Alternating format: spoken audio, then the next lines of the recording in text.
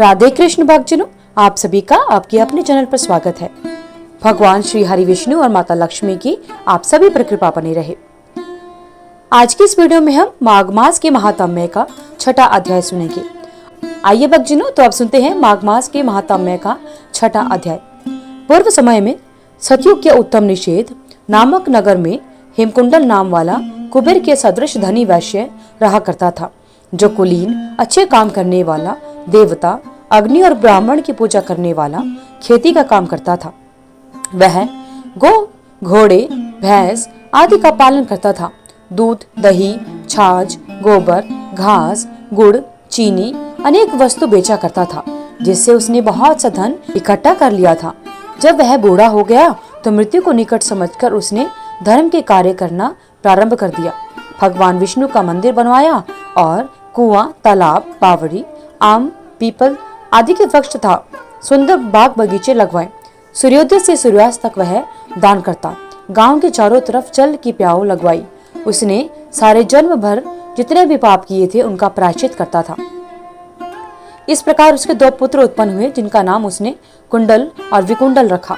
जब दोनों लड़के युवावस्था के हुए, हेमकुंडल वैश्य गृहस्थी का सब कार्य सौंपकर तपस्या करने के निमित्त वन में चला गया और वहां विष्णु की आराधना में शरीर को सुखाकर अंत में विष्णु लोक को प्राप्त हुआ। उसके दोनों पुत्र लक्ष्मी के मद को प्राप्त होकर बुरे कर्मों में लग गए। वैश्या गांव में वीणा और बाजे लेकर वेश्याओं के साथ गाते फिरते थे। अच्छे सुंदर वस्त्र पहनकर, सुगंधित तेल लगाकर, भांड और खुशामदियों से घिरे हुए हाथी की सवारी और सुंदर घरों में रहा करते थे। इस प्रकार ऊपर बोए बीज के सदृश्य वह अपने धन को बुरे कर्मों में नष्ट करते थे। कभी किसी सत पात्र को दान भी नहीं किया करते थे, ना ही कभी हवन कराते थे।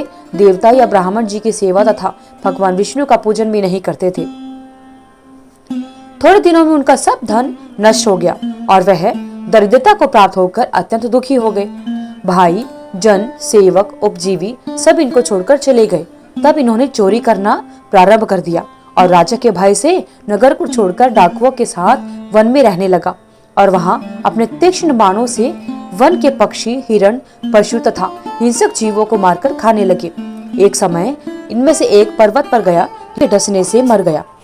तब यमराज के दूत उन दोनों को बांधकर यम के पास लाए और कहने लगे कि महाराज, इन दोनों पापियों के लिए क्या आज्ञा है।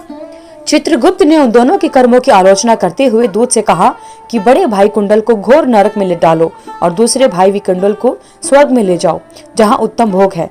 तब एक दूत को कुंडल को नरक में फेंकने के लिए ले गया और दूसरा दूत बड़ी नम्रता से कहने लगा कि हे कुंडल, चलो तुम अच्छे कर्मों से स्वर्ग को प्राप्त होकर अनेक प्रकार के भोगों को भोगो। तब विकुंडल बड़े विस्मय के साथ मन में संशय धार कर दूत से कहने लगा कि हे यमदूत, मेरे मन में बड़ी शंका उत्पन्न हो गई है, अतएव मैं तुमसे कुछ पूछता हूँ। कृपा करके मेरे प्रश्नों का उत्तर दो। हम दोनों भाई एक ही कुल में उत्पन्न हुए, एक जैसे कर्म किए। दोनों भाइयों ने कभी कोई शुभ कार्य नहीं किया। फिर एक को नरक और दूसरे को स्वर्ग किस प्रकार प्राप्त हुआ? मैं अपने स्वर्ग में आने का कोई कारण नहीं देखता। तब यमदूत कहने लगा कि हे विकुंडल, माता पिता, पुत्र, पत्नी, भाई, बहन सब संबंध जन्म के कारण होते हैं और जन्म कर्म को भोगने के लिए ही प्राप्त होता है। जिस प्रकार एक वृक्ष पर अनेक पक्षियों का आगमन होता है, उसी प्रकार इस संसार में पुत्र, भाई, माता पिता का भी संगम होता है। इनमें से जो जैसे कर्म करता है वैसे ही फल भोगता है। तुम्हारा भाई अपने पाप कर्मों से नरक में गया, तुम अपने पुण्य कर्म के कारण स्वर्ग में जा रहे हो।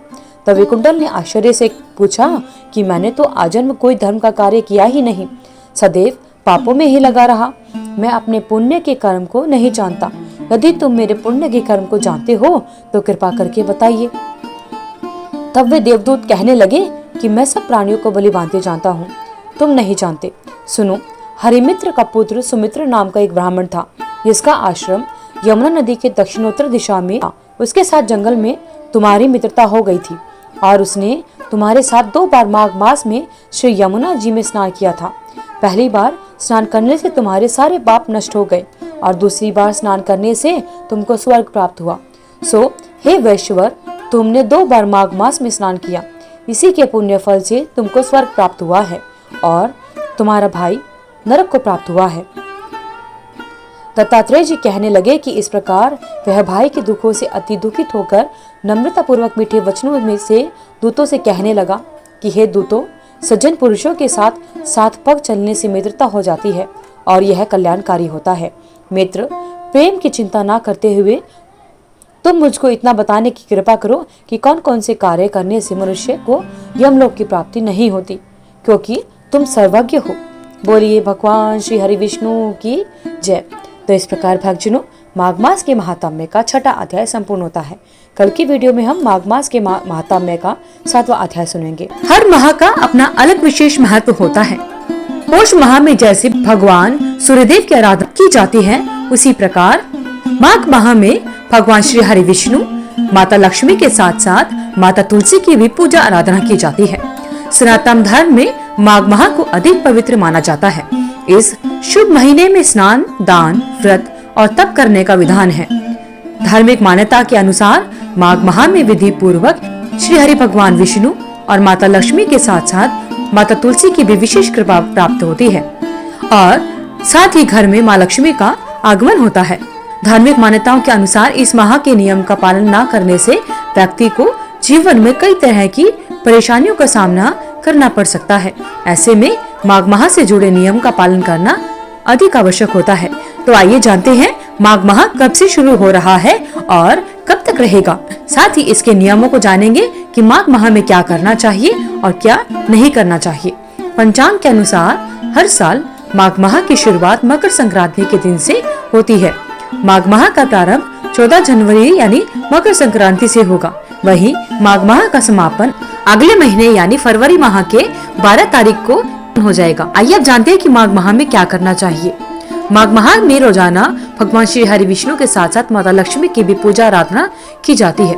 साथ ही माँ तुलसी की भी पूजा आराधना की जाती है और माघ माह में विशेष चीजों का दान करना आवश्यक होता है।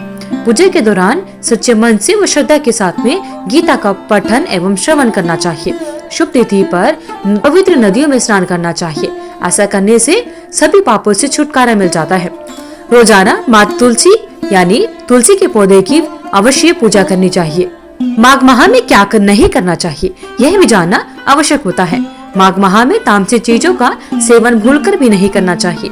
इसके अलावा किसी से बातचीत के दौरान गलत भाषा का भी प्रयोग नहीं करना चाहिए। बड़े बुजुर्गों, महिलाओं का अपमान नहीं करना चाहिए। घर और मंदिर की साफ सफाई का विशेष ध्यान रखें। घर और परिवार में किसी बात को लेकर वाद विवाद नहीं करना चाहिए। माघ माह में पूजा के दौरान कुछ मंत्रों का भी जाप अवश्य करना चाहिए, जैसे ओम नमो भगवते वासुदेवाय नमः और भी अन्य भगवान श्री हरि विष्णु के मंत्रों का जाप अवश्य करना चाहिए। तो बोलिए भगवान श्री हरि विष्णु की जय, माता लक्ष्मी की जय। भगवान श्री हरि विष्णु और माता लक्ष्मी की आपसे भी कृपा बनी रहे। धन्यवाद। अगर आपको वीडियो अच्छी लगी तो वीडियो को लाइक करें, शेयर करें, चैनल को सब्सक्राइब करके बेल आइकन को जरूर प्रेस करें ताकि आगे आने वाली सभी वीडियोस की नोटिफिकेशन आप तक समय से पहुंचती रहे। आपका दिन शुभ एवं मंगलमय हो। कमेंट बॉक्स में जय श्री कृष्णा लिखना ना भूलें। धन्यवाद।